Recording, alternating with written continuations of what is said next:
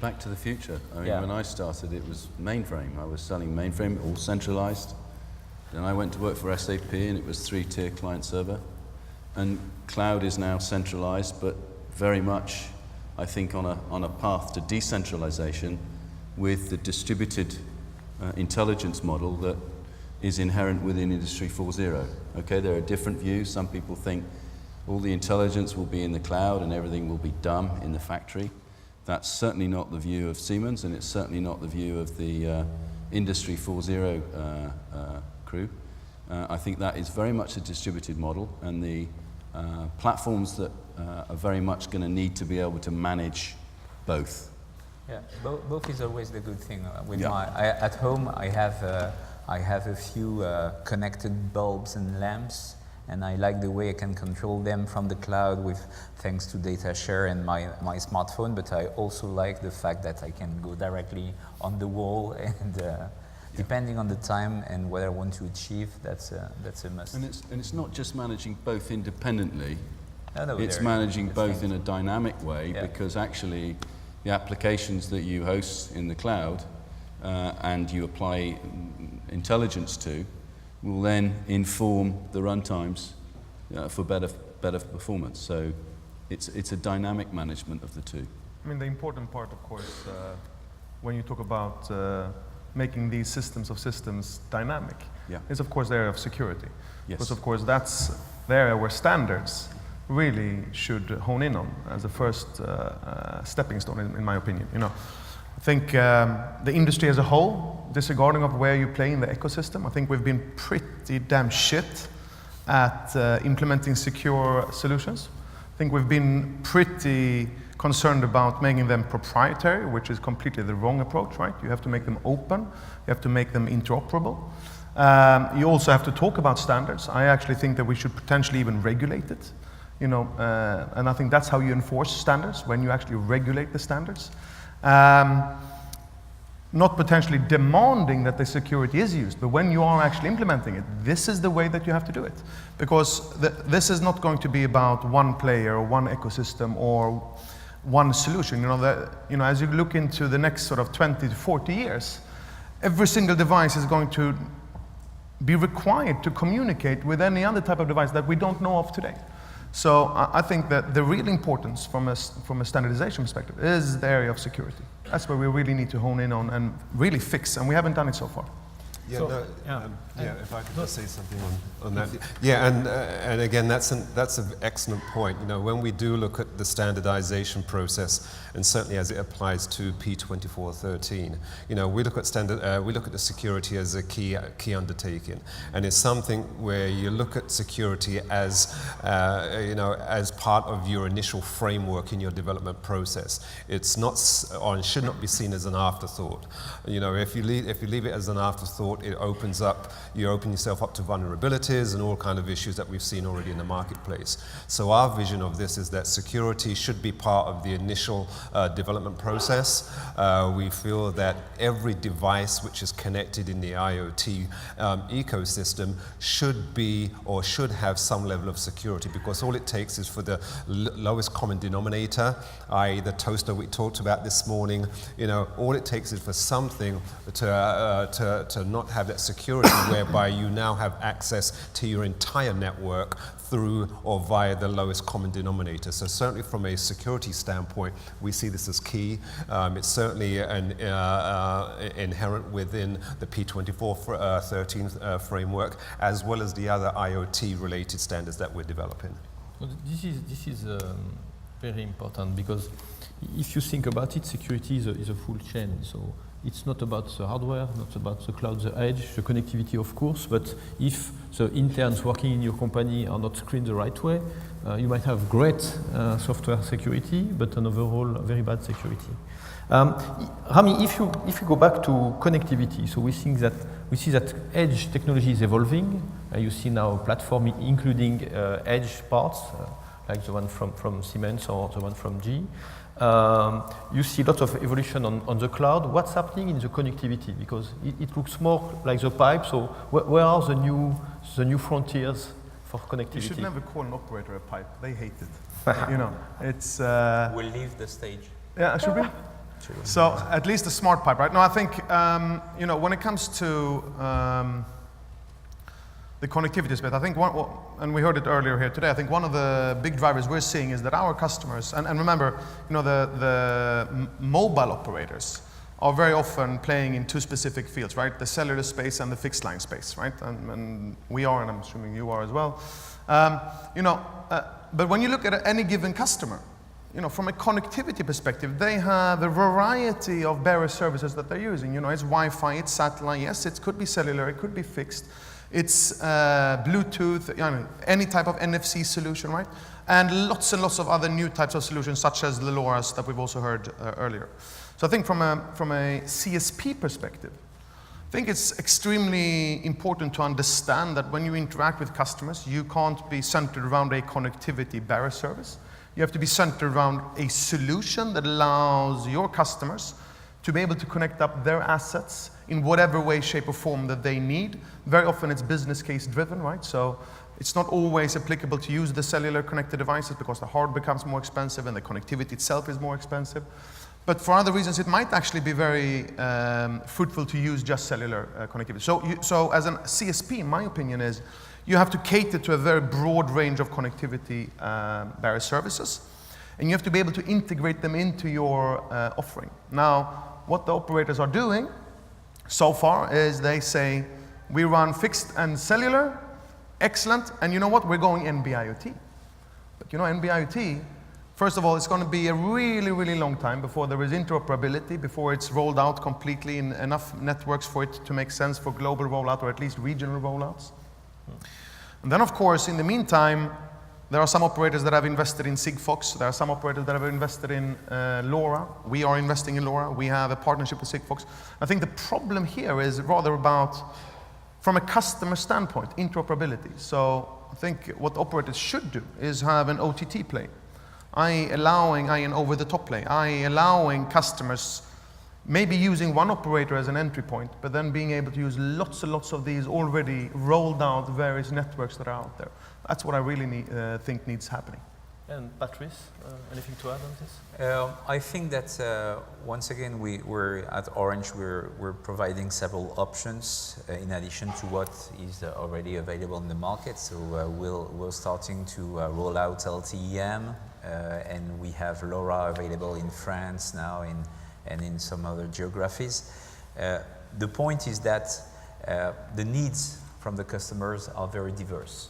So the first point is that we absolutely don't want them to have any headache having to choose which technology is the best in terms of bandwidth, battery consumption, etc.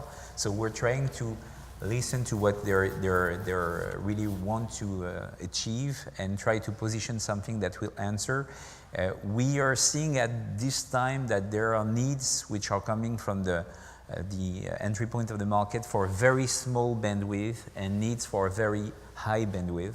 And we're not going to have one technology covering those kind of different things. But apart from that, they shouldn't be thinking about all those headaches. So of course, if we're having this kind of approach you're describing, bringing something on top that will simplify the connectivity, it may be a good idea. But very often I would say it's use case driven more than anything. I agree.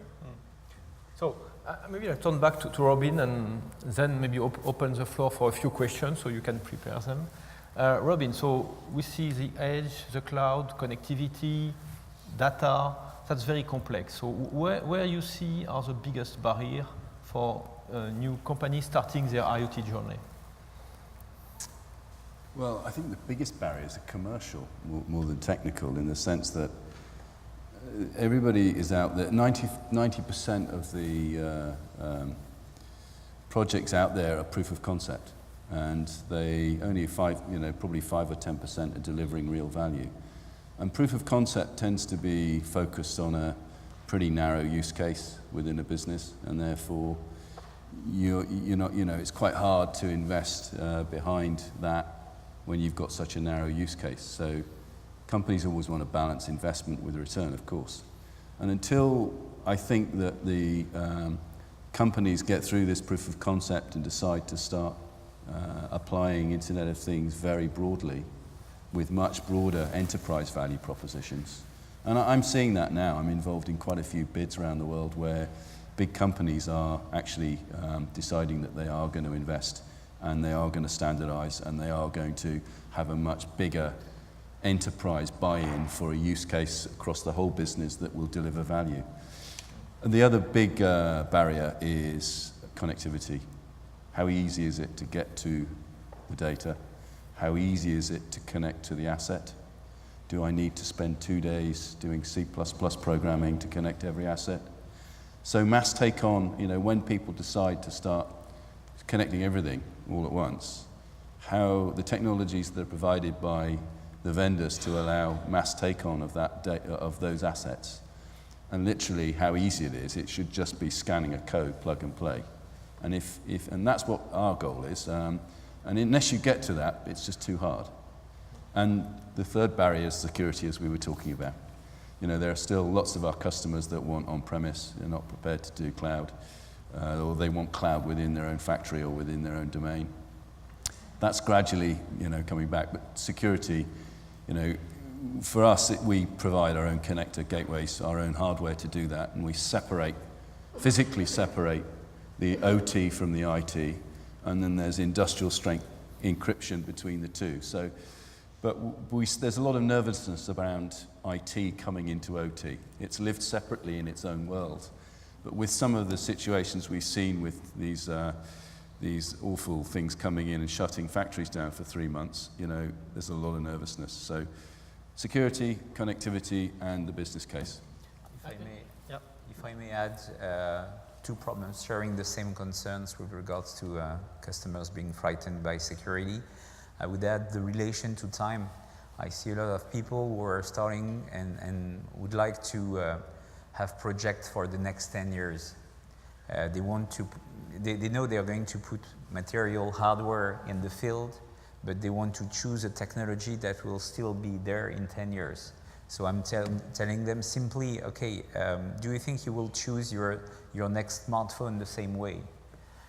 Because I want them to understand that now technology, hardware is not something which is meant to be working for the next 10 years, because it's very hard to estimate the kind of needs and the way we're going to transform the business. And it's linked to the second point, which is, once again, what I was telling about data. They have to understand that it's a lever, IoT is a lever of their digital transformation, yeah, and care more about the data than the type of material they will put in the field. I completely agree with you.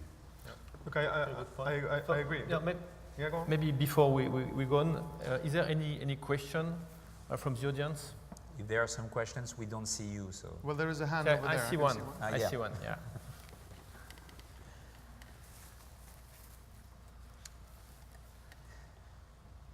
Hello, stranger. Hi. Hi. Yes, my name is Kevin Choi. I'm from France, working in the Eutelsat satellite operator. I'm slightly different as a background from yours, probably. But listening to you, which I really appreciate this morning, is that you're mentioning the important key aspects of the IoT, security and connectivity, while I think it was Patrice who mentioned that the price of the devices are dropping down and it's now cost almost nothing, except the software, which could be expensive. And you are still talking about the connectivity, where I fully agree with the mentions that device should be working in the next 10 years, and we are still needing to have a interoperable, standardized connectivity thing.